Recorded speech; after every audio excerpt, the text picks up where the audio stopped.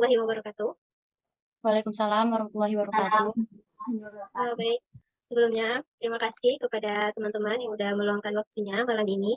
Sebelumnya perkenalkan, nama saya Adinda Adrianti dengan NIM 2307-8085 dari Prodi Pendidikan Tata Rias dan Kecantikan. Dan rekan saya adalah Tanti Putri. Baik, mohon maaf sebelumnya Kak, boleh tahu namanya siapa Kak? Oke, perkenalkan nama saya Firi Zahara, Dari Prodi mana Kak kalau boleh tahu? Prodi Teknik Pengolahan Sawit, Kak. Oh, teknik. Oke. Udah. Sebelumnya, makasih ya Kak udah meluangkan waktunya malam ini. Ya. Ada beberapa pertanyaan ya Kak yang mungkin kami sampaikan kepada Kakak, dan itu terkait dengan psikologi pendidikan. Nah, untuk Kakak, boleh langsung saja kami sampaikan pertanyaannya Kak? Oh ya, boleh Kak. Baik, yang pertama, apa sih yang membuat Kakak tertarik untuk mempelajari psikologi pendidikan ini? Saya tertarik mempelajari psikologi pendidikan ini itu karena saya percaya bahwa pemahaman tentang psikologi anak dan proses belajar mengajar dapat membantu menciptakan lingkungan pendidikan yang lebih efektif dan inklusif serta efisien. Jadi karena ada saling memahami ya, misalnya kayak gurunya, pasti guru itu mempelajari tentang karakteristik siswanya. Jadi kalau dia paham tentang karakteristik siswanya, berarti dia udah tahu bagaimana cara mengajarkan siswanya ya Kak ya. Iya Kak. Selanjutnya, bagaimana Kakak sendiri mendefinisikan tentang psikologi pendidikan itu? Saya mendefinisikan tentang psikologi pendidikan ini tuh dapat kayak sebagai cabang psikologi Kak, yang mempelajari tentang proses belajar mengajar, perkembangan dan pengajaran serta interaksi antara faktor-faktor psikologis tersebut dalam konteks pendidikan formal maupun non formal. Oke, baik. Selanjutnya Kak, apa menurut Kakak peran utama psikologi dalam konteks pendidikan?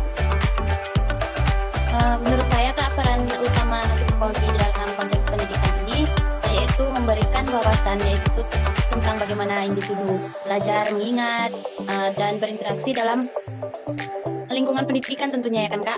Iya, Terus benar. psikologi juga membantu dalam merancang metode pengajaran yang sesuai dengan kebutuhan individu dan memahami faktor-faktor yang mempengaruhi motivasi dan prestasi dalam belajar Kak. Iya, benar sekali. Jadi psikologi pendidikan itu juga harus dicantumkan ya Kak ya, apalagi bagi seorang guru ya. Ya Kak. Oke, baik Kak. Dalam pengalaman atau studi apa yang menjadi tantangan terbesar dalam penerapan konsep psikologi pendidikan di dunia Kak? Menurut saya itu tantangan terbesarnya itu Kak dalam penerapan konsep psikologi pendidikan ini di dalam dunia nyata ya Kak, adalah mengintegrasikan temuan dan teori psikolog ke dalam praktek pendidikan Kak, dalam pendidikan sehari-hari secara konsisten dan efektif tentunya Kak. Ya, benar. Oke Kak. Selanjutnya ya Kak ya. Ya Kak. Bagaimana Kakak melihat hubungan antara pengembangan kognitif anak dan pendekatan pelajaran yang efektif? Apa tadi Kak pertanyaan Kak? Bagaimana Kakak melihat hubungan antara perkembangan kognitif anak dan pendekatan pelajaran yang efektif? Oh, menurut saya itu Kak, perkembangan kognitif itu anak mempengaruhi cara mereka memahami dan memproses informasi. Dengan memahami tahapan, pastinya perkembangan kognitif anak ini dan pendidik dapat menggunakan pendekatan pengajaran yang sesuai dengan pemahaman dan kemampuan anak sehingga meningkatkan efektivitas pembelajaran tersebut. Oke. Mungkin untuk selanjutnya pertanyaan berikutnya bisa disampaikan oleh rekan saya yaitu Tanti Putri kepada Tanti disilakan. Ya baik Kak. Baiklah, selanjutnya perkenalkan nama saya Tanti Putri dengan NIM 237-81-241 dari Prodi Pendidikan Tata Rias dan Kecantikan. Baiklah, langsung saja kita ke pertanyaannya Kak. Siap Kak. Pertanyaannya, menurut Kakak mengapa penting bagi pendidik untuk memahami prinsip-prinsip psikologi dalam pembelajaran?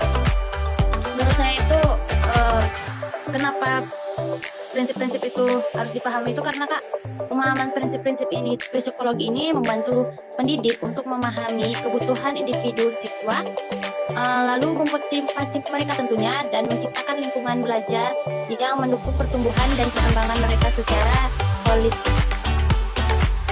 Kak.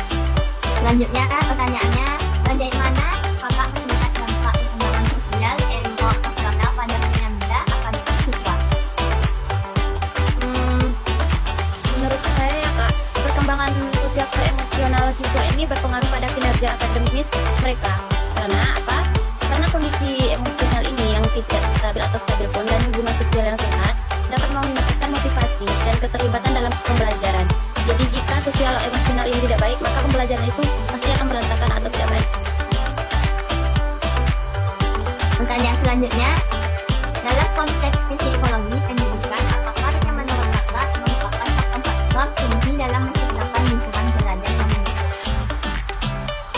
Baik kak, saya akan menjelaskan kakak itu faktor-faktor menurut saya itu ya faktor kuncinya itu kak dalam menciptakan lingkungan pembelajaran atau belajar yang mendukung dalam konteks psikologi pendidikan meliputi hubungan sosial, interaksi positif antara guru dan siswa.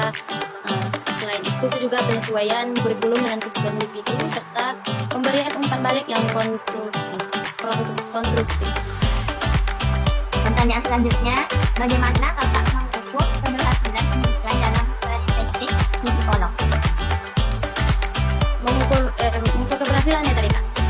Kak, Menurut saya itu mengukur keberhasilan itu adalah keberhasilan pendidikan dapat diukur dari berbagai aspek termasuk pencapaian akademis, keterlibatan siswa dalam proses belajar mengajar, pengembangan keterampilan sosial dan emosional, dan peningkatan motivasi dalam proses belajar maupun mengajar.